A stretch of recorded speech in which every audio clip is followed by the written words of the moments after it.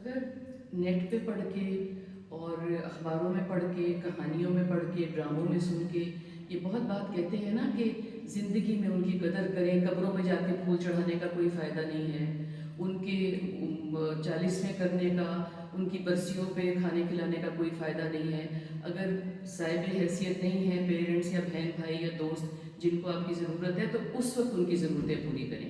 تو میرا صرف یہ کہنا ہے کہ ہم جو چیزیں پڑھتے ہیں نا، اچھے کوٹس پڑھتے ہیں، اقوال زری پڑھتے ہیں، اچھی کہانیاں پڑھتے ہیں، ڈراموں کو بیٹھ کے ڈسکس کرتے ہیں، فلموں کو ڈسکس کرتے ہیں، بڑے رائٹرز کی اچھی باتوں کو ڈسکس کرتے ہیں کہ دیکھو کتنی اچھی بات کی انہوں نے۔